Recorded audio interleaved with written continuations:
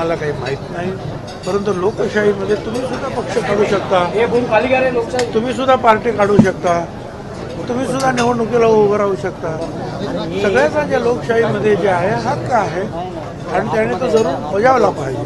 इच्छा असेल तर राजकारणात आलं पाहिजे, इच्छा असेल तर उमेदवार उभे केले पाहिजे आणि जनतेमध्ये जाऊन ज्या प्रचार करायला लोकशाहीने तुम्हाला सर्व अधिकार दिलेले आहेत. सर, तुम्ही आवाहन केलेलं होतं त्याप्रमाणे शरद पवार साहेब मुख्यमंत्र्यांशी भेटतायत, परंतु तुम्ही म्हणाला होता की त्यांची इच्छा होती की 4-5 लोकांशी भेटायचं, परंतु असं दिसतं की फक्त मुख्यमंत्र्यांशी भेटतायत. दोन्ही उपमुख्यमंत्र्यांना डावललं जात आहे का असं होतं? माझ्याशी जी चर्चा झाली पवार साहेबांची ती मी सांगितली. त्याच्यानंतर पुढे मी इथे नव्हतो सुद्धा, बाहेर परदेशात होतो, पण त्याच्यानंतर पवार साहेब आणि मुख्यमंत्री यांच्या भेटी झालेल्या आहेत. त्याच्यानंतर त्या काय झालं त्या दोघांमध्ये ते आम्हाला कल्पना नाही. मग ते आता दोघे ठरवतील काय पुढे करायचं आहे. मुख्यमंत्री या मुद्द्यावर आता पंतप्रधानांची पण भेट घेणार आहे असं कळतंय. मुख्यमंत्री या संपूर्ण जे मराठा ओबीसीचा काही वाद चालू आहे त्या मुद्द्यावर पंतप्रधानांना सुद्धा भेटणार आहेत. आज भेटणार होत्याची चर्चा होती, पण आजचा पोस्टपोन मला काही कल्पना नाही. जनसन्मान योजनेची यात्रेची जी सुरुवात आहे, मनोज प्रत्येकाचं आपापलं मत आहे व्यक्त करायला काय हरकत. पण जरांगे पाटील 288 जागांवरती निवडणुकीची चाचपणी करतात. आनंद आहे, त्यांनी करायला पाहिजे. तुम्ही सुद्धा पक्ष काढा, तुम्ही सुद्धा लोक उभे करा. लोकशाहीमध्ये प्रत्येकाला अधिकार आहे, कुणालाही तुम्ही थांबवू शकत नाही. जनसन्मान योजनेची सुरुवात जी आहे ती नाशिकमधून होतीये. नाशिकमधलं खरं तर लोकसभेचा आपण निकाल बघितला तर एक फटका राष्ट्रवादीला बसल्याचं पाहायला मिळालं, महायुतीला बसल्याचं पाहायला मिळालं. त्याच्यामुळे नाशिकमधून सुरुवात होती. दादा सातत्याने बोलतात ते कांद्याने वांदा केला म्हणून. नाशिक ही जी आहे मंत्रभूमी तंत्रभूमी आहे, तर एक पावन भूमी आहे. आणि त्याचबरोबर आता नाशिकचा जो आहे उद्योगामध्ये सुद्धा विकास होत आहे. त्याच्यामुळे एक चांगलं उत्तर महाराष्ट्रातलं ती एक प्रमुख शहर आहे. त्यामुळे उत्तर महाराष्ट्रामध्ये जर पोहोचायचं असेल तर नाशिकद्वारा सहज पोहोचता येईल. आपल्याकडे उत्तर महाराष्ट्र, विदर्भ, मराठवाडा, पश्चिम महाराष्ट्र, कोकण, तर प्रत्येक ठिकाणी आपल्याला जायचं आहे.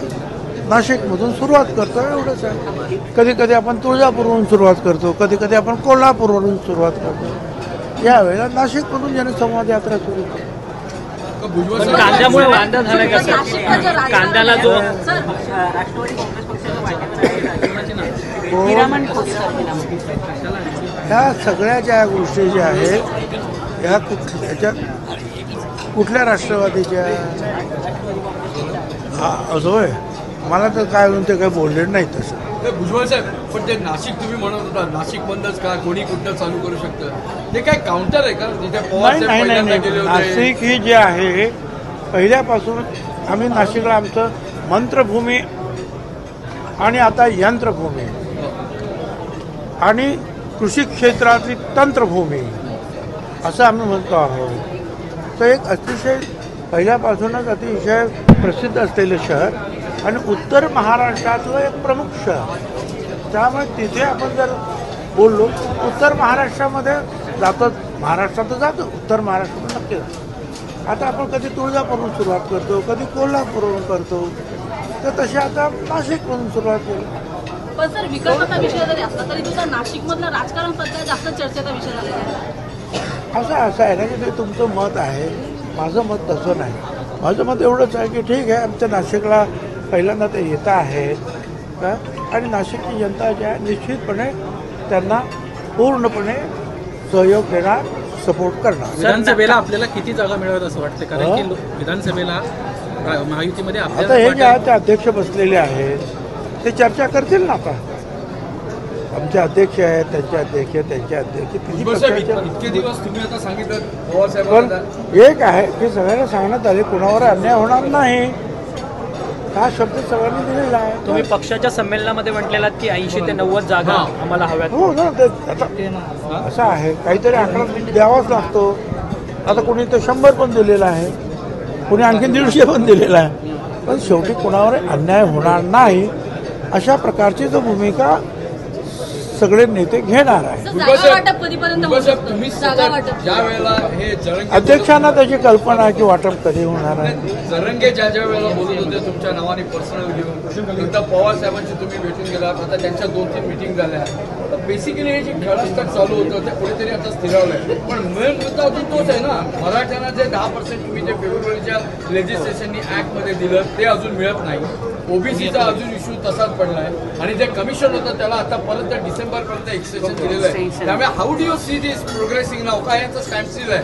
हे बघ, काही प्रश्न जे आहेत हे सोडवायला उशीर लागतो आणि सर्व समावेशक असे निर्णय घ्यावे लागतात.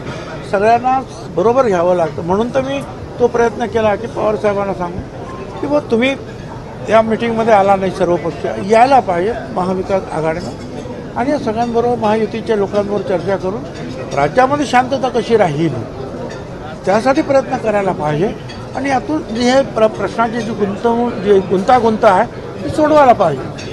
पवार साहेबांनी सुद्धा ज्यावेळेला अंमलबजावणी करायची होती या आरक्षणाची त्या